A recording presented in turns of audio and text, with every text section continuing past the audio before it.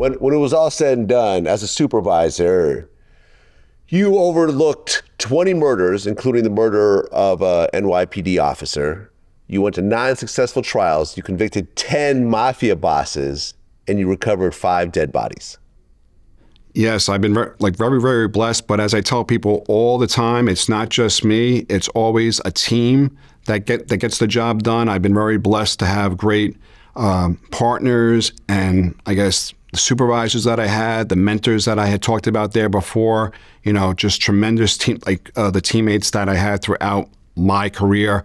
I've been blessed to be part of dismantling 3 families, which has been just an amazing career. Well, right. But after 2001, organized crime gets deprioritized and terrorism becomes priority number 1 with 9/11. So Mafia ends up getting less resources, and you feel that the war against the Mafia is quietly being shut down.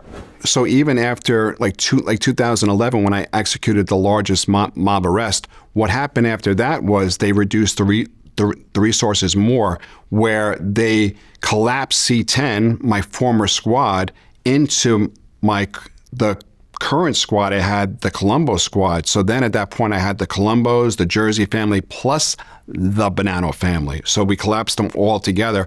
So they started to reduce the resources then.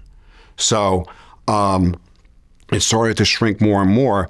And, one thing is the mob has been around for 125 years. They're not going to go away. So, and as I think I had talked about before, the mob hated Gotti. Gotti was so flashy that they hated him. It's like they're supposed to be under the radar. You're not supposed to know that they're there. That's what they want. They're not going to go away. So even though nowadays it's like it's always the needs of the Bureau, and I think the need of the Bureau right now is violent crime, but you have to keep your eye on the ball. It's like if you don't keep resources towards the mob, they're going to rebuild. And they love when you dedicate resources to an other type of crime because you're not going to look at them. But you have to keep your eye on the ball with the mob because, as I said, they've been around forever. They're not going to go away. So they're not as powerful as they were, but trust me, if you give them a chance to rebuild, they're going to get into the rackets that they were before. And as we said, sports betting, unions, extortions, they're always going to have an opportunity for that.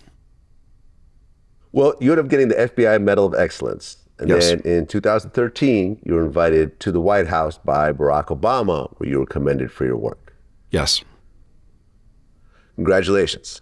Congratulations. Yeah, that, but then like what I would have liked to have done, and I did try to do then, is I wanted to take a representative from the Colombo side and a representative from the Bonanno side as well. But unfortunately, they wouldn't allow me to do that. They just said that I could go, which I didn't feel that was the right thing to do. I as I said, I'm a big believer in the teamwork aspect, and unfortunately, they just allowed me to go.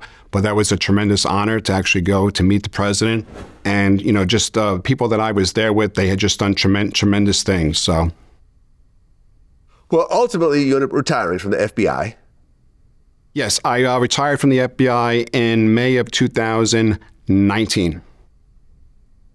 Right, and now you do corporate security for major financial institutions. Yes, I do. Which part do you like better?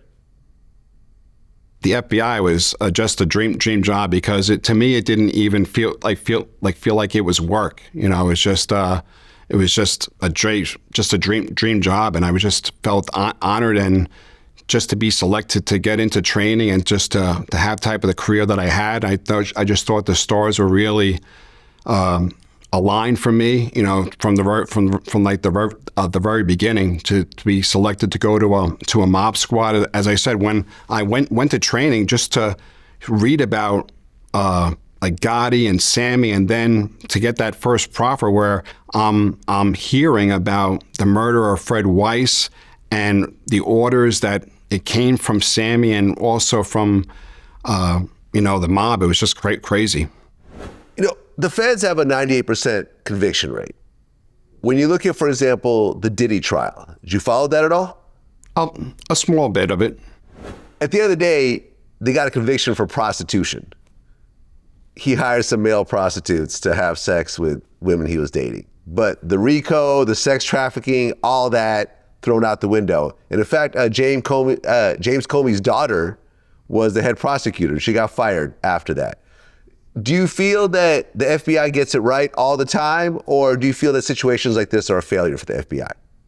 I think nowadays, it's especially hard to get 12 people to agree on anything. I think that's a really hard thing to do. And I think the public just doesn't see that. It's like, if we put 12 people in a room and just have a conversation about something, how hard is it to get 12 people to agree on something? So I think that's a really hard thing to do. So when you give a stat like that, like 98%, that's really, really high. And that's the thing is the government doesn't bring a case against someone unless they're really, really, really sure. So, and sometimes you win, sometimes you lose. And, there's a lot of times, especially me, it's like, I know someone is guilty or something, but if I have you, I have you. If I don't, I don't. And, I've known the people that have beat some cases where they were guilty, but the jury just didn't see it. Well, you look at Anthony Capo, confessed to 2 murders he was actually involved in and 11 other murder conspiracies. He ended up getting 4 years. What do you say to the families of the victims when they look at this guy and say, wow, 4 years and I no longer have my loved one around? For example, I interviewed Sammy the Bull. He did 19 murders he admitted to, and he only got a few years for that. I think with good time and everything, when I finally got sentenced, I had 7 months to go. People were outraged that someone who admitted to killing 19 people got less than 5 years.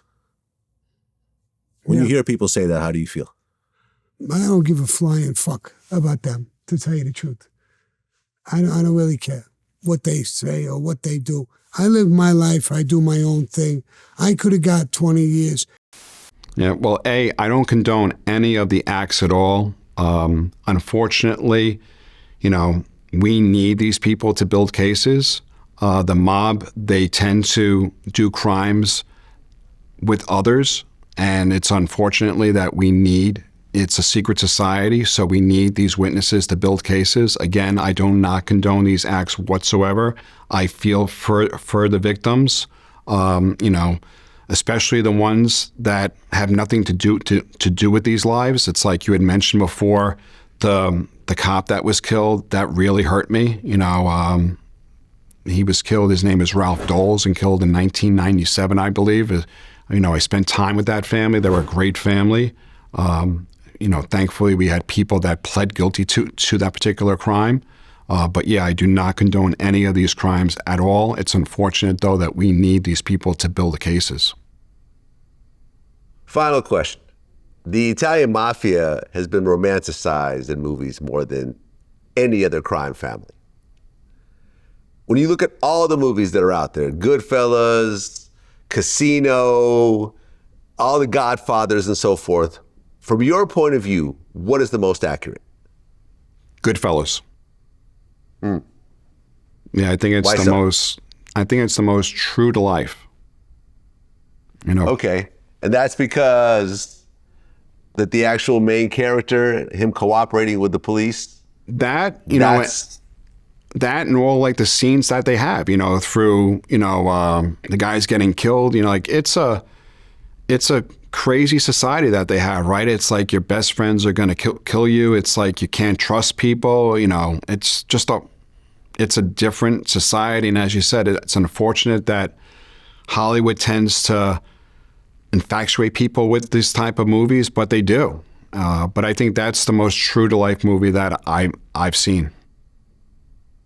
Well, Seamus, appreciate you coming in. And at the end of the day, people like to call me the feds for the type of interviews that I do.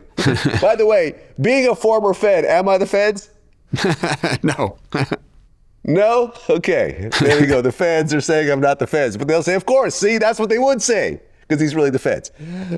I appreciate the work you put in. At the end of the day, although these organizations are glorified or romanticized, these dead bodies, people losing money, people getting extorted, people getting beat up, people getting into these gambling situations with these super high interest rates. There's no way that they could pay back, and having to sell their businesses away to people like this. I get it. And ultimately, I think you did a lot of good for a lot of people, and appreciate you coming in. It's been great to be here. Absolutely. Until next time. Peace.